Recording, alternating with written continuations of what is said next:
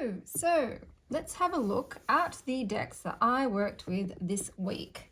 So I'm going to start with the tarot, and the tarot deck that I use this week is the Gentle Tarot. So I purchased this guidebook separately because I have the pocket linen edition of the Gentle Tarot.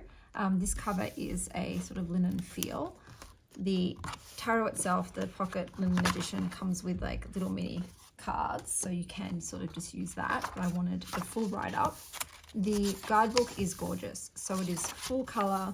Every page is a different color. There is so much information in here. It is really beautifully written.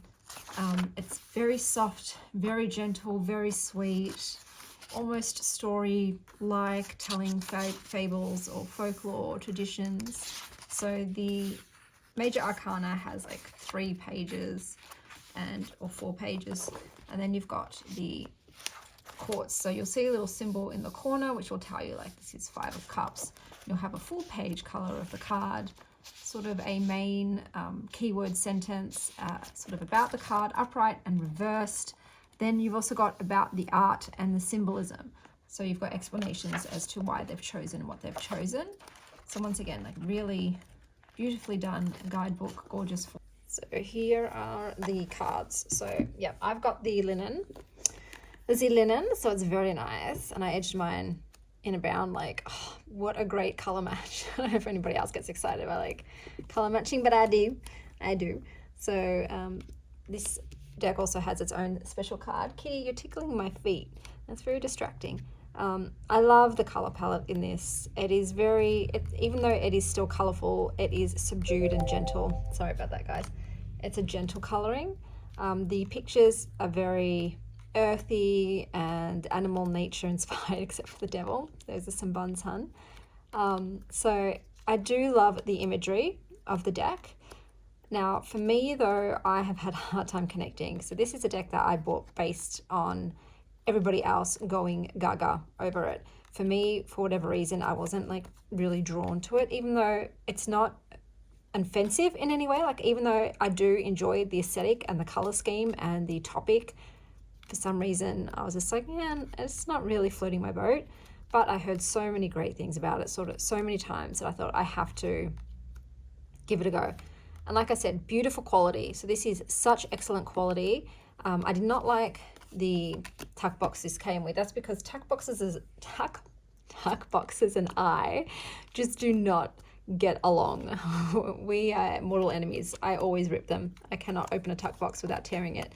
So I made my own bags. That's fine. But like I said too, I also wanted the guidebook. I wanted the full guidebook. So I did order that in, and that, once again, beautiful quality, lovely. It's lovely the way it's written. It is quite dense though. Like, you do have to really sit down and get into it, sink into it. But yeah, I don't know. I love it. Like, I like the way it looks, but I just don't think it's for me. And I've been sitting on that for a while. Like, what do I get rid of it? I don't want, like, I want to pass it on to someone who's going to use it more, because I know that I'm just not going to pick it up that often. I can tell, because I don't love it as much as my other tarot decks. I don't connect to this deck like I connect to my other tarot decks. I have to really like sort of search for the meaning, whereas the other decks, it's an instant answer that I get very clearly. So this isn't super clear for me for whatever reason. Like, sometimes you just don't know what the disconnect is, and in this case I really just don't know what the disconnect is. But it is a gorgeous deck, and I am excited to give it to somebody else, because I think it will definitely make many people's days. Now onto the oracles. So the oracles that I chose for this week, this is one of them, and these are the backs, beautiful backs. Edged mine in a metallic purple. This deck is the Earth Alchemy Oracle. It's got like almost a rose petal finish. This is a mass market deck, and it's great, excellent quality for that.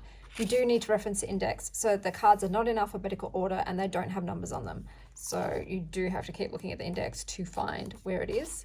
There's a little introduction, ceremony for awakening the deck, how to work with it. So it's a really great guidebook. Awesome spreads to do, and then you've got the cards. So the cards will have the name, the sort of keyword, They've got other keywords down the bottom. They've got the elementals as well. And then they talk about the substances. So normally you have a substance and a gemstone, generally. And they'll talk about those along with the sort of divinatory meaning. Now this is heavily influenced with like celestial energy, like Akasha.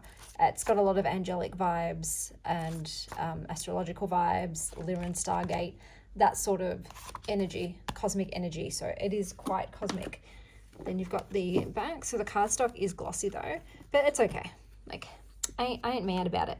So on the cards, you'll have the elements in the card, what's on there. You've got the keyword, elemental symbols, and then some more keywords. So the art in this is stunning. I absolutely love the artwork. I love the combination of the different elements. Some of them don't though, like this one is just crystal grid. Same as that one, but oh, I love this card so much. So yeah, I do adore the imagery.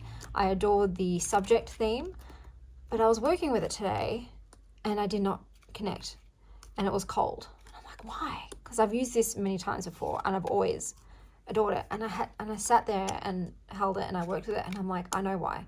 Because I'm feeling a really strong call to pass this on to one of my family members. Like straight away, I just got the sort of word or voice in my brain that said, this person needs it. This has a message that they need to hear in it at this time. So I am going to pass it on. I know if that person doesn't want it back, I'll let them know, like, if you ever tire of it, feel free to hand it back, because I don't think it's something I want to lose forever. But at this point in time, I'm being called to give this to somebody else. So that is what I'm doing. But otherwise, I love everything about this deck. I think it's great. Look, the guidebook can be a bit dense. It can be a bit word heavy and sometimes tricky to read through, sometimes depending on your mood. But otherwise, yeah, it's very pretty. Next up, we have the Green Witch Oracle. So this has a textured finish and these are all like embossed and it's got like aged pages. So this also has great card spreads, and then you get into the different categories. So there's different categories. You've got earth, vegetables, fire for herbs, water for fruits, and air for flowers. So with each card, you've got a keyword at the top, what the plant is, its Latin name, a quote, generally about gardening. You've got the oracle or divinatory meaning, cultivation on how to grow the item, and magical correspondences. So you've got uses with more keywords, deities, celestial, an astrological sign, and then you have spell. So this is super cute. It's well written. I like it. These are the cards. So I'm not a fan of the backs. That's just because I tend to not be a very green person, but you've just got the green backs with the different elemental symbols, and I edged mine in like a metallic-y green, silvery green. So on the cards, you have like this splatter theme background, which is okay. I'm not a huge fan. I find it makes it a bit messy. But you'll have like different pictures and different symbols, like you've got astrological symbols there and the elemental symbols there, but there'll be different pictures in there. You have the keyword, which is there, and then the plant name underneath. I always find it's good to read the guidebook with this though, because sometimes like the keyword doesn't really actually encapsulate what the oracle meaning is. Like sometimes, like I think happiness is one of them. It's a little different. So I do like to definitely read the guidebook just in case, but also you could just go off your own meanings for the keywords if you wanted to. But I do like the color illustrations. I think they're gorgeous. I generally like the associations with the plants. Tomatoes for love. Yeah, I get it. But it's probably not what I would have chosen for love. But anyway, I just really connect to this deck. I connected to it immediately. It's one of my like sort of kitchen witch decks, and I love working with it. So this is definitely absolutely staying in my collection. Okay, and up next in this little angel bag, fairy bag, sorry, not angels, fairies. Same but different. You've got the Healing with the Fairies. So this is a deck that I've had since I was a child. So that's my connection to it. So you've got the keyword, the card meaning, more in-depth description, and an affirmation. I just connect to this because I had it since I was a kid. So I did like a burnished gold on the edging, and it's got the butterfly at the front. Would I choose this as an adult? Probably not. But, you know, that's the way it is. I don't think I could ever part with it because it just brings me back to that time of my life. And I do enjoy the breadth of subjects on this card. So there is quite a broad selection. I do like the imagery. I think it's cute. This one always used to make me laugh. It's a kid because that's not how I envision my romantic partner. He reminds me of Inigo Montoya, but not as dashing. But yeah, I do like it. I still enjoy it, and it is a deck that I'm going to continue to keep because it's just got such great memories attached to it. Okay, and last but not least, for my final, oh, I've broken the leaves of the eucalyptus. Not eucalyptus, is it? Oh, I can't even remember. Gum? I can't remember what leaves these are. The Spirit Animal Wisdom deck. So this is newer to my deck. Once again, I have to look at the index because it's not alphabetical and there's no numbers on the cards. So I do have to refer to the index. That's something that just really annoys me. I like to have something on the card that can correlate to where it is in the book. Anyway, so we've got spreads about the elements as well, which is great. How to connect to the animals in meditation. So I think it's well done, the guidebook. Each has a page. So you've got the animal, the keyword, the elements, the meaning that you see on the card, and then it goes more in depth. And at the bottom, it has the associated crystal companions. So that is the guidebook. These are the backs. I edged mine in like a peach, but you can see the print through it. So the backs of the cards come through on the edging. The cardstock is not my favorite. It's really thin and papery, and it's got the gloss. So I don't like the cardstock, but I love the very soft watercolor pictures of the animals. I love the color scheme of this deck. It's just really calming. This is one of my favorite cards. And you've got like the name of the animal, the elemental symbols, the keyword, and a little sentence to go underneath. And yeah, I really like the artwork in this. The meanings in the guidebook are decent. They're not like amazing. Not like, oh wow, this is so well written, but they're not horrible either. Like there's a decent amount of information in there and I do get something from it. Am I going to keep this deck? I'm not sure. I'm very fussy with like animal decks. There's not many animal decks that I really love. I am going to continue to play with it though, so it's not definitely being rehomed. It is going in the sort of work with more bin. I don't like to call it purgatory because I don't really have one of those. I've just got decks that like I have, these are decks that I haven't worked a lot with and I need more time with to determine am I keeping it or am I not keeping it. So that is where this deck is going for now.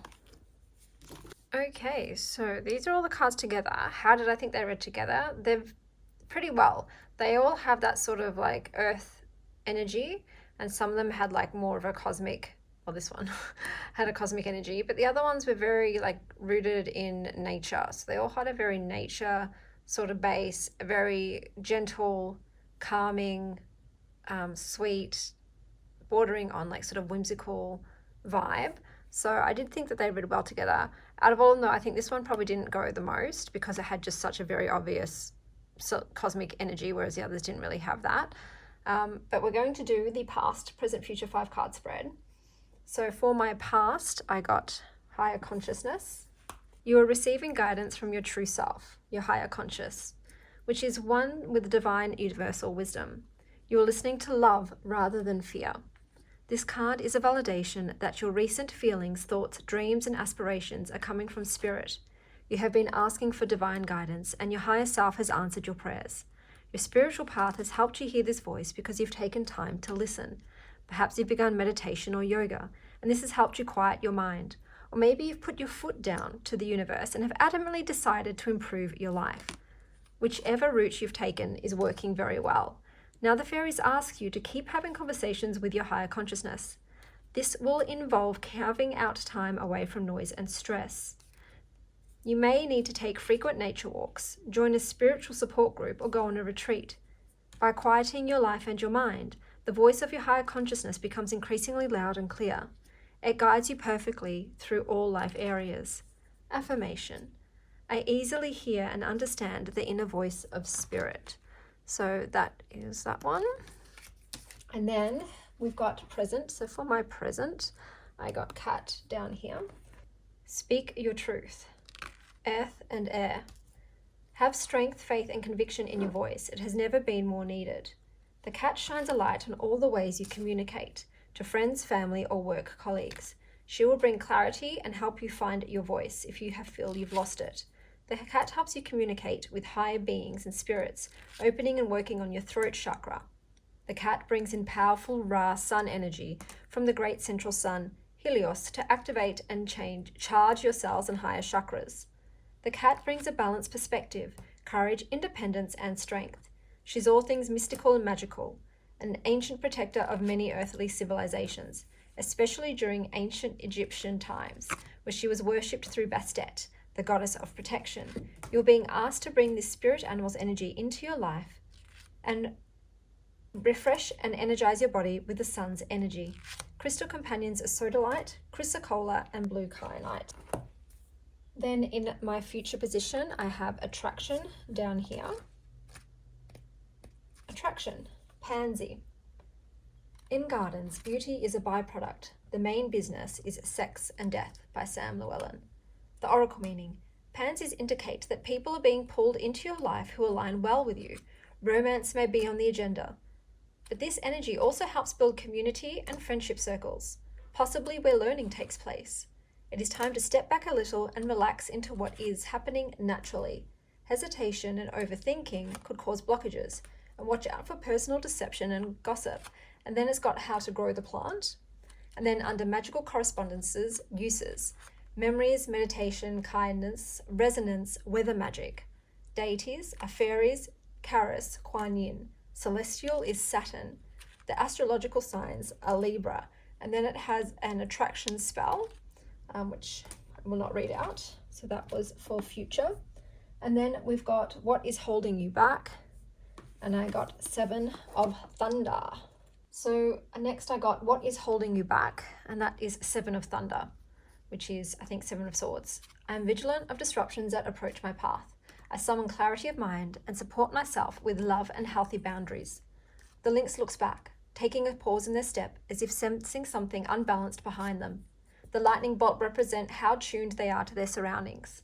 The ability to perceive deception is essential for protecting our sacred space and for staying focused on our path. Sometimes deceit is not easy to see when it disguises itself with old narratives, traumas, or patterns from our past that can be difficult for us to discern. The lynx is connected with its instincts and its skill for survival. We too can be focused and prioritize our survival. 7 of Thunder is about questioning authenticity and setting up boundaries to make sure we only allow deserving energies into our space. This includes checking our internal thoughts and practices to make sure we are not cheating ourselves and stunting our growth. Upright. Unfaithfulness is hurtful. We often allow it to continue for much longer than it should. It can seem too painful to confront. This can happen between family, friends, in relationships, in the workspace, or within ourselves.